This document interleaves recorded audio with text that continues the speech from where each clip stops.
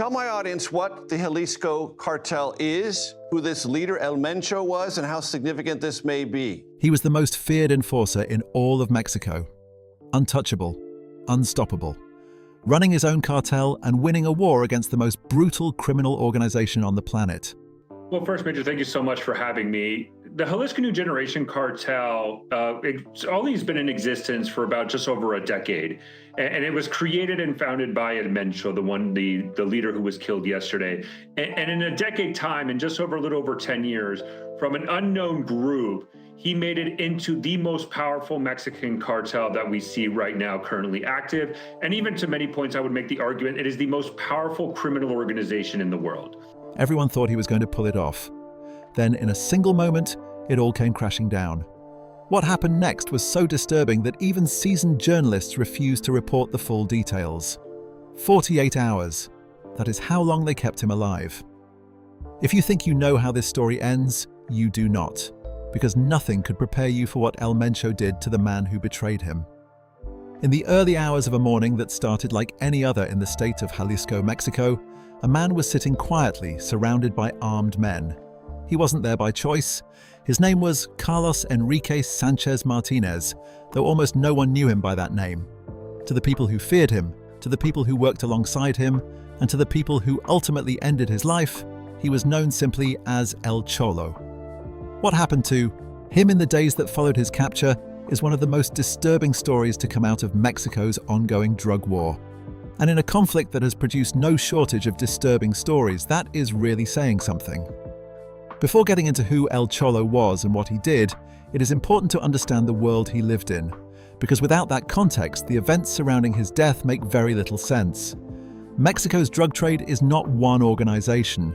It is a constantly shifting collection of factions, alliances, and rivalries, each one fighting for control over territory, supply routes, and influence. Some of these organizations are household names. The Sinaloa cartel, for example, has been widely covered in news outlets around the world, partly because of the international fame of its former leader, Joaquin El Chapo Guzman. But there is another cartel operating in Mexico that, despite being smaller than many of its rivals, has earned a reputation for violence so extreme that it stands apart from virtually every other criminal organization on the planet. That organization is the cartel Jalisco Nueva Generación, more commonly referred to by its initials, CJNG. The CJNG was not always the force it is today. It grew out of the wreckage of another organization, the Milenio Cartel, which fell apart in the late 2000s after a series of arrests and internal conflicts. Out of that collapse came a man who would rebuild, reorganize, and ultimately reshape the criminal landscape of Western Mexico entirely. That man is Nemesio Oseguera Cervantes, better known by his alias El Mencho. Today, El Mencho is considered by many law enforcement agencies, including the United States Drug Enforcement Administration, to be one of the most wanted and most dangerous criminals in the world.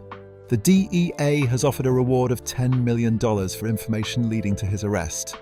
To put that in perspective, that is the same amount that was once offered for information on Osama bin Laden in the early stages of the hunt for him. El Mencho built the CJNG into what it is today through a combination of strict discipline, ruthless efficiency, and a willingness to use violence in ways that even other cartels found excessive. Under his leadership, the organization grew quickly and aggressively, not just in size but in its methods. Where other cartels preferred to operate with a degree of discretion, the CJNG went in the opposite direction. Violence was not just a tool for them, it was a statement. Every act of brutality carried a message, and that message was always the same. We are here, we are watching, and there is nothing you can do about it.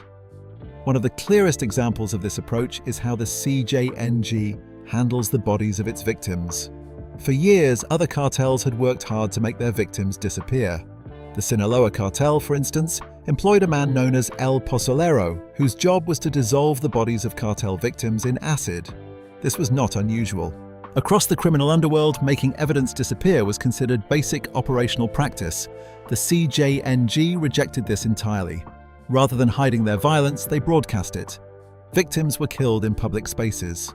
bodies were left on roadsides, hanging from motorway bridges, or dumped in town squares in broad daylight. In many cases, these acts were filmed and posted to social media platforms, clearly intended to reach as wide an audience as possible. According to multiple reports from journalists and researchers covering the Mexican drug trade, this tactic was deliberate.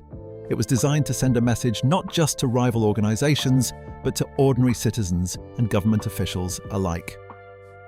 The CJNG's confrontational approach extended beyond individual acts of violence. In a move that shocked Mexican authorities and drew international attention, the organization became the first cartel on record to shoot down a Mexican military helicopter using a rocket-propelled grenade. The incident was filmed and the footage spread rapidly online. It was a direct and very public challenge to the authority of the Mexican state.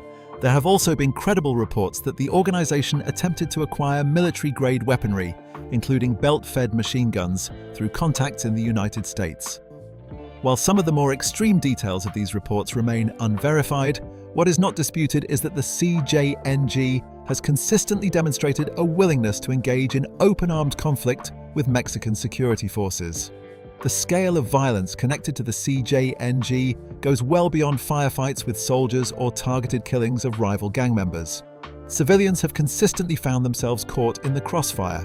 Human rights organizations and journalists working in Jalisco and surrounding states have documented cases of kidnapping, torture, and murder of individuals with no direct connection to any criminal activity whatsoever.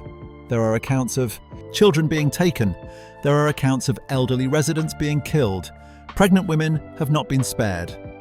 In December 2020, the former governor of Jalisco, Aristoteles Sandoval, was assassinated while at a restaurant in Puerto Vallarta. While no organization formally claimed responsibility, multiple investigations pointed toward the CJNG as the most likely party behind the killing. At the center of all of this is El Mencho. Every major decision made by the CJNG is, according to investigators and insiders who have spoken to journalists over the years, either made or personally approved by him. He is, by most accounts, not a man who operates on impulse. He is organized, calculated, and patient. But he is also known to be extraordinarily brutal toward anyone he perceives as a threat or a traitor. Those two things together, the discipline and the violence, are what have allowed him to build and maintain control over an organization operating in one of the most dangerous and competitive criminal environments in the world. It is within this environment that the story of El Cholo begins. A man who knew El Mencho well, a man who had been trusted by him, a man who, for reasons we will get into, chose to betray him, and a man who, as a result, endured consequences that are genuinely difficult to put into words. To understand what El Cholo did and why it mattered, you first need to understand where he came from and how he ended up in the position he was in. His story does not begin with power or influence. It begins, like so many stories in the world of organized crime in Mexico, with poverty and a lack of options. Carlos Enrique Sanchez Martinez grew up in Guadalajara, the capital city of the state of Jalisco. It is a city that, on the surface, has a great deal to offer. It is the second largest city in Mexico, a place with a rich cultural history, a strong economy by regional standards, and a population that takes genuine pride in its identity. But Guadalajara, like most large cities in Mexico, has another side entirely. Beneath the surface of the city's more prosperous neighborhoods lies a world shaped by inequality, limited opportunity, and the ever-present influence of organized crime.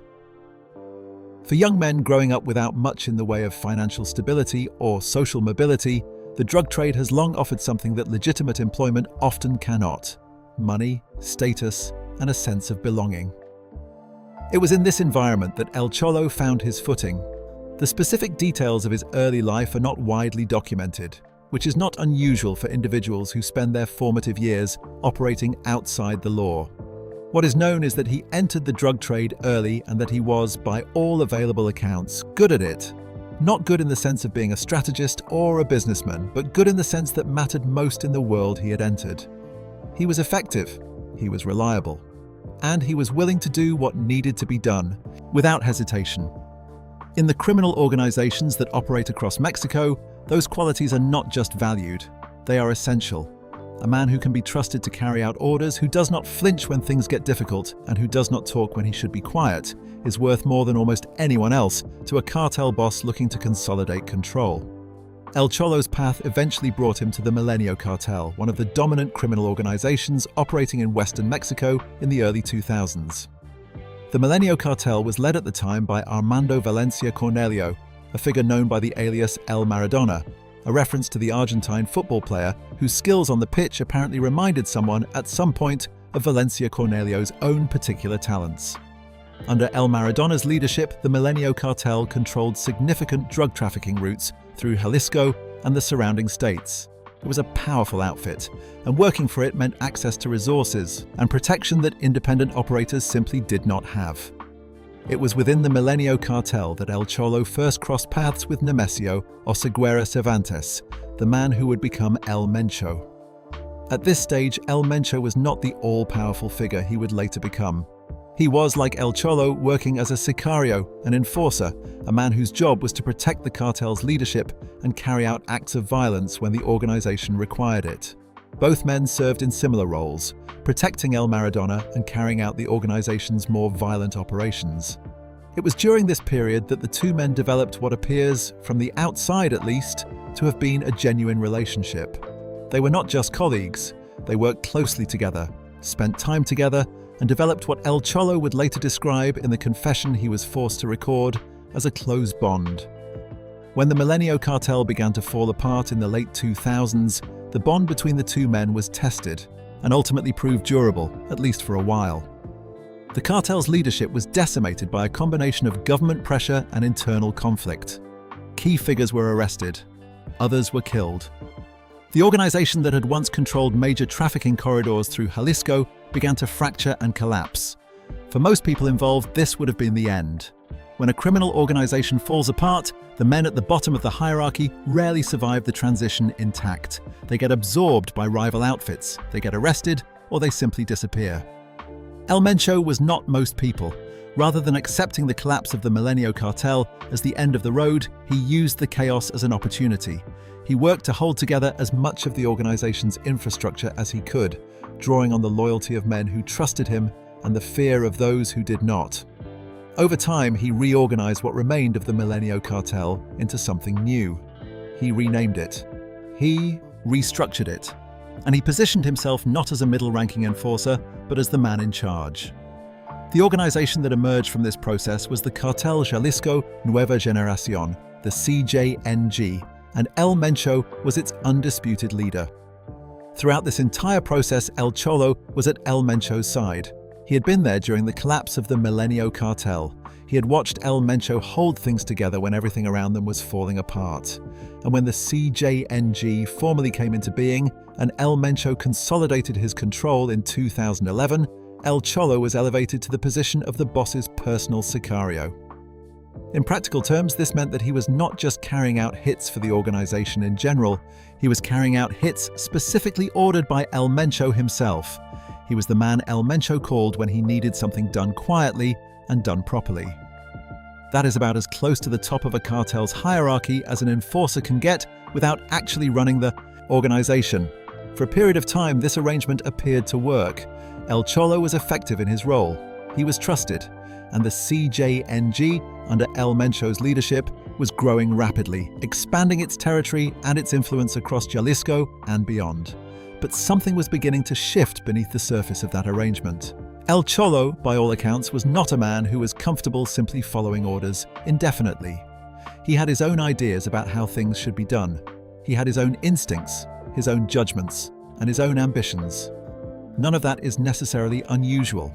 Many people who work within large and powerful organizations, criminal or otherwise, eventually reach a point where they feel constrained by the structure around them. The difference in the world of cartels is that acting on that feeling carries consequences that most professional environments do not come close to matching. The first sign that El Cholo was beginning to step outside the boundaries El Mencho had established came when he started conducting hits without authorization. In the CJNG, as in most criminal organizations of its type, violence is not something that individual members are free to deploy at their own discretion. Every significant act of violence is sanctioned from above. This is not simply a matter of discipline for its own sake. It is operational.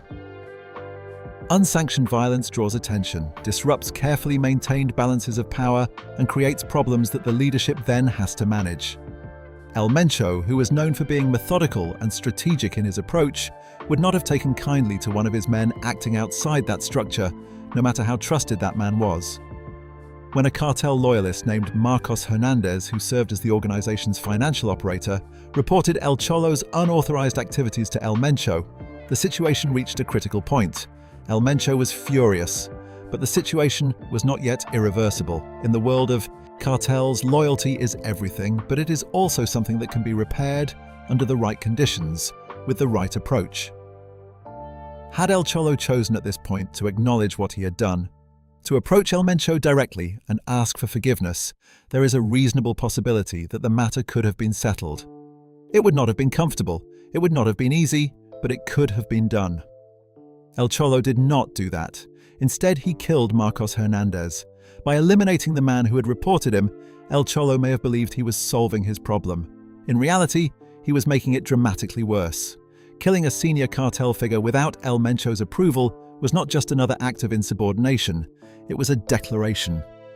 It said clearly and without ambiguity that El Cholo was no longer operating within El Mencho's authority, that he was prepared to act against the organization's own members to protect himself, and that he was, in effect, at war with the man he had once served as a closest ally.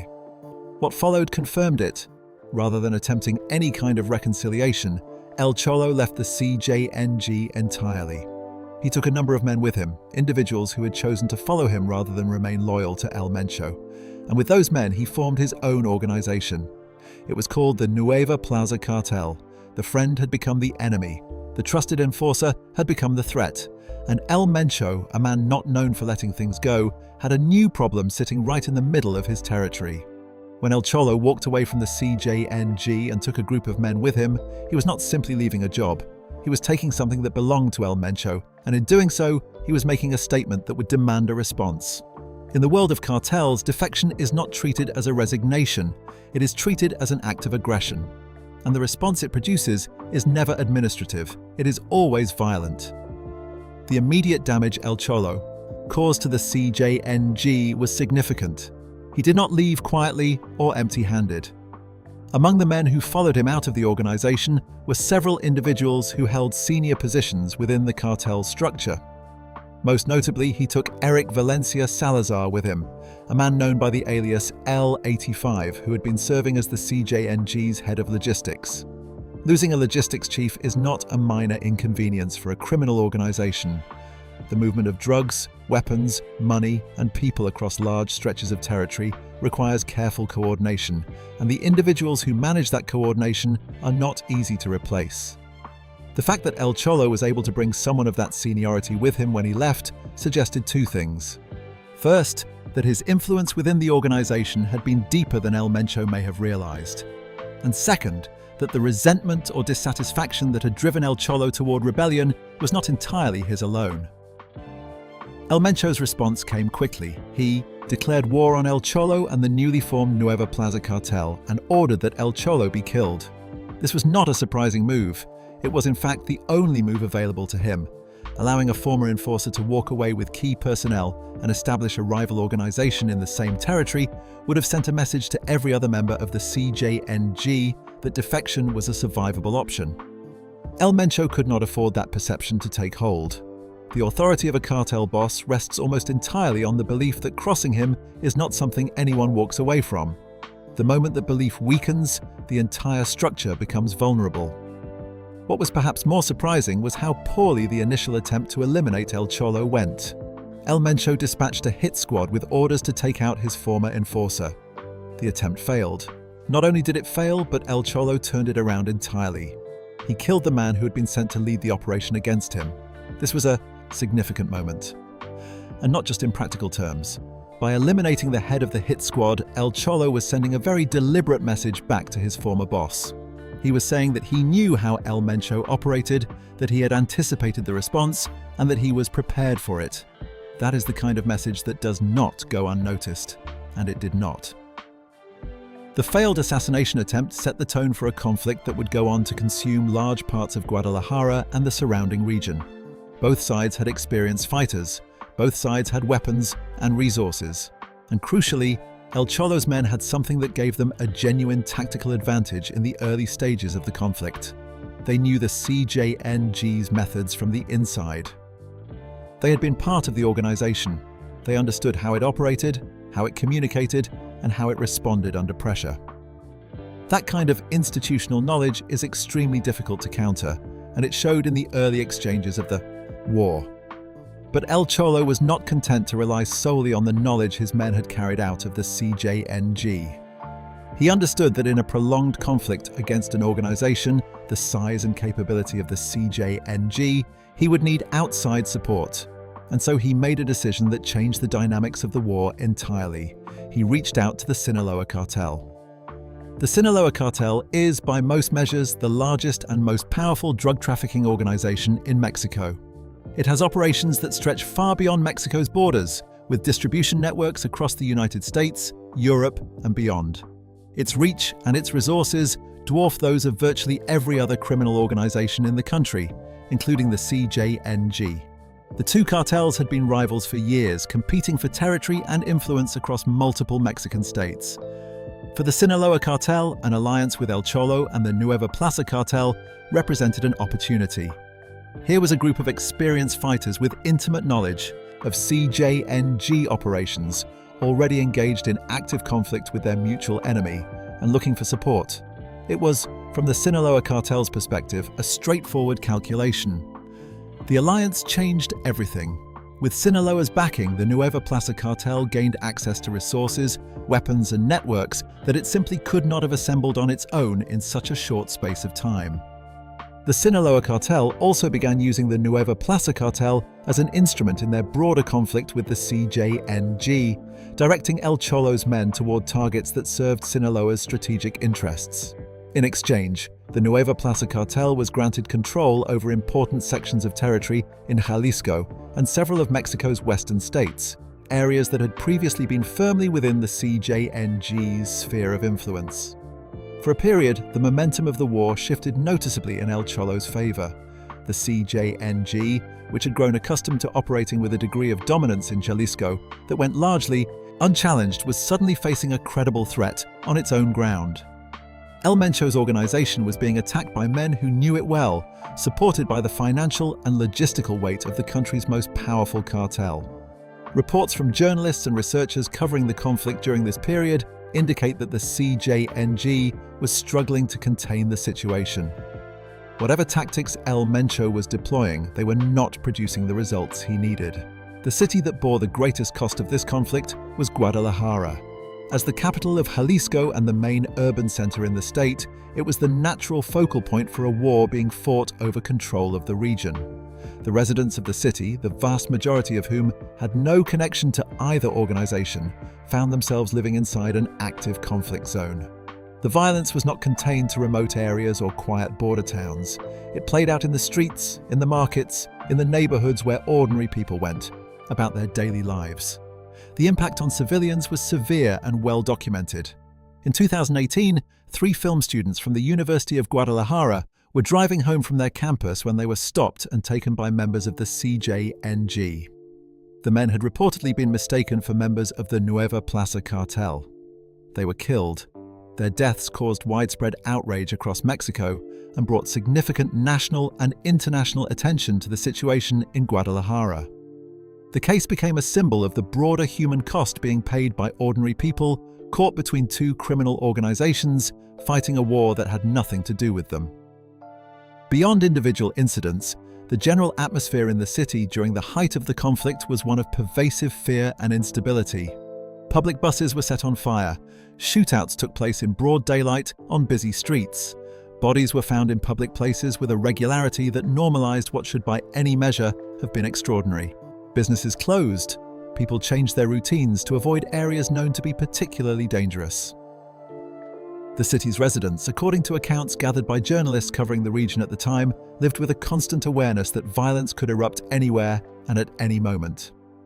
Through all of this, El Cholo's position appeared to grow stronger. His organization was holding its own against the CJNG. His alliance with the Sinaloa cartel was providing the resources he needed to sustain the fight. Territory that had once been beyond his reach was coming under his control. By the standards of a man who had started the conflict as a defector with a small group of followers, he had achieved something remarkable. He had taken on one of the most feared criminal organizations in the world and had not only survived, but appeared to be gaining the upper hand. There is a tendency, when looking back at stories like this one, to identify the moment where things began to go wrong. But the truth is that in the world El Cholo was operating in, the foundations of his position were always less secure than they appeared from the outside. The Sinaloa cartel's support was not unconditional. It was transactional. They were using the Nueva Plaza cartel because it served their purposes, not out of any genuine loyalty to El Cholo as an individual. The men who had followed him out of the CJNG were experienced and capable, but they were fighting against an organization with deeper roots, greater resources, and a leader who was known above all else for his patience and his refusal to accept defeat. And El Mencho was watching, calculating, waiting for the moment when El Cholo's apparent strength would reveal itself as something more fragile than it looked. That moment came on March 18th, 2021. Whatever advantage El Cholo had built, whatever progress he had made in the war against his former boss, it was not enough. He was captured. The details of how it happened have not been fully disclosed publicly, but the result was unambiguous. El Cholo, the man who had defied El Mencho, built a rival cartel, survived an assassination attempt, and spent years fighting one of the most dangerous organizations in the world to something close to a draw, was in the hands of the CJNG. And what came next was not a trial. It was not a negotiation. It was not even a quick and clean execution. It was something far worse than any of that. The video that surfaced in March 2021 was not long. It did not need to be. In it, a man sits still, surrounded by armed men standing close enough to make the power dynamic impossible to miss. The man in the center is El Cholo. He looks calm, or at least he gives the appearance of calm, which under the circumstances takes a certain kind of composure that is difficult to fully account for. He speaks clearly and at a steady pace, delivering what is structured as a confession, though no one watching it would have been under any illusion about the conditions under which it was recorded. He identifies himself by his full name, Carlos Enrique Sanchez Martinez, and states that he is from Guadalajara. He explains that he is in the position he is in because he became an enemy of the CJNG. He then goes further, implicating Omar Garcia Harfuch, who at the time of the video's release was serving as the chief of police for Mexico City, claiming that Garcia Harfuch had offered him support in his conflict against the CJNG in exchange for something of value in return. He rounds off the confession with a message directed at anyone still aligned with him, telling them plainly that they should go home and take care of their families, because continuing to support him would lead them to the same place he had ended up. The political fallout from the confession was immediate. Garcia Harfuch, whose name had been put into public circulation by a man sitting at gunpoint in a cartel video, responded through social media, firmly denying the claims and characterizing the video as a piece of criminal misinformation designed to destabilize and distract.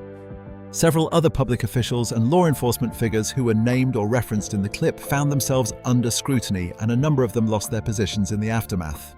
Whether the claims El Cholo made in that video were true, partially true, or entirely fabricated under duress is something that has never been conclusively established. What is clear is that the video achieved exactly what it was designed to achieve. It created chaos. It puts names into the public domain, and it sent a message to everyone watching that El Mencho had won. After the camera stopped recording, whatever remained of El Cholo's life entered its final and most brutal phase. What happened to him over the following 48 hours has been pieced together from the physical evidence left on his body and from accounts that have circulated among journalists and researchers covering the cartel. Conflict in Jalisco. The details are not easy to read, and they are presented here not for the sake of sensation, but because they are part of the factual record of what the CJNG is and what it does to people who cross it. El Cholo was kept alive for the full duration of those 48 hours. His legs were systematically destroyed, the bones broken and shattered. The toes on his feet were removed, and those that were not cut away were ground down.